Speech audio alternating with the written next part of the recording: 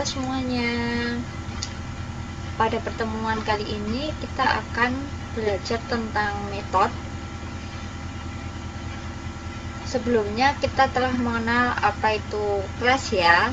Jadi ketika kita membuat project baru, nanti kita akan langsung dibuatkan suatu kelas yang namanya sama dengan nama filenya atau nama projectnya ya.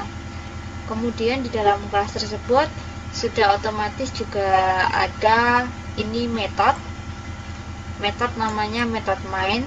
Fungsinya metode main ini nanti untuk menjalankan semua kode program yang ada di file ini. Jadi misalkan kita membuat metode baru, nanti metodenya baru itu bisa kita panggil di dalamnya metode main ini.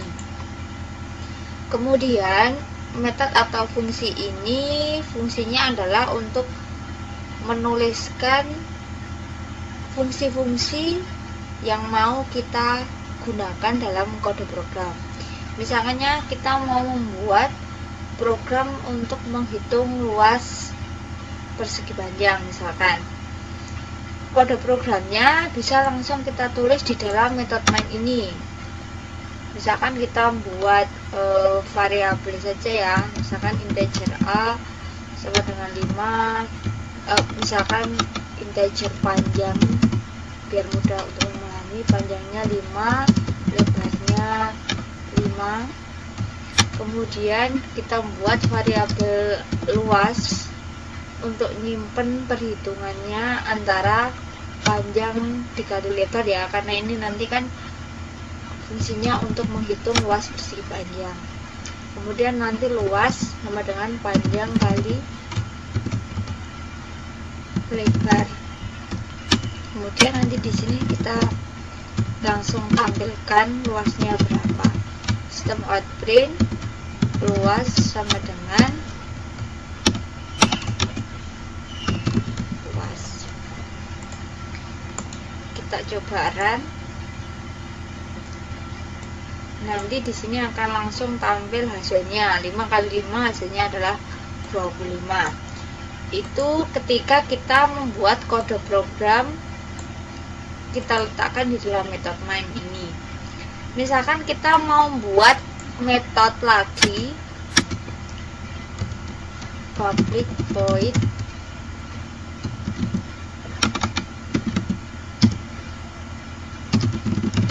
luas. Metode ini fungsinya untuk menampung kode program ini. Bisa, ini tinggal kita cut, taruh di sini, bisa. Nanti ketika dijalankan ini masih kosong. Kenapa? Karena di dalam metode mainnya metode hitung luas ini belum kita panggil. Jadi metode main ini fungsinya untuk menjalankan semua kode program yang kita tulis di dalam satu file ini. Kemudian dalam satu kelas itu boleh ada banyak metode. Ini metode utama tidak boleh kita hapus. Misalkan di sini ada metode hitung luas, misalkan persegi panjang. Kemudian nanti di bawahnya kita buat metode lagi hitung luas balok atau apa, atau hitung luas kubus, itu boleh. Jadi di dalam satu kelas itu tidak ada batasan jumlah metodenya berapa. Yang penting kita tahu fungsinya metode yang kita buat itu untuk apa. Ini penjelasan untuk metode. Kemudian untuk aturan penulisannya metode ini, misalkan namanya hitung luas persegi panjang, ini tidak boleh ada spasi. Jadi aturan penulisannya itu tidak boleh ada spasi. Nanti kalau kita berikan spasi maka di sini akan error. Kemudian kalau secara aturan tulisan kata pertama itu kecil semua, baru nanti huruf pertama di kata kedua dan selanjutnya itu nanti mungkin bisa huruf besar. Kemudian di sini void itu artinya jika metode atau fungsi ini tidak mengembalikan nilai. Jadi perhitungan hasilnya perhitungan itu langsung dituliskan seperti ini, memanggil luas. Jadi nilainya tidak dikembalikan. Nanti kalau misalkan ada pengembalian nilai, misalkan pengembalian nilai ini karena bentuknya integer, mungkin hasilnya itu nanti integer. Pengembalian nilai bentuknya integer, maka di sini nulisnya public integer apa? Public integer hitung luas persegi panjang. Jadi void ini ditulis jika tidak ada pengembalian nilai. Kalau misalkan ada pengembalian nilai, ya berarti ditulis jenis tipe data pengembalian nilainya itu apa. Kemudian di sini ada kata public, itu untuk hak aksesnya. Jadi siapa yang berhak untuk mengakses metode ini. Misalkan public berarti metode hitung luas persegi panjang ini bisa diakses oleh semua metode dari kelas ini atau kelas yang lain. Jadi dilihat batasannya siapa yang mau menggunakan.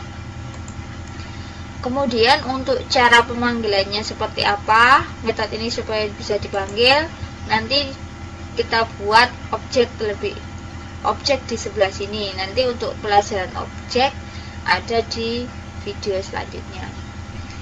Kemudian ini penjelasan mengenai metode. Silahkan berlatih melalui soal evaluasi. Terima kasih.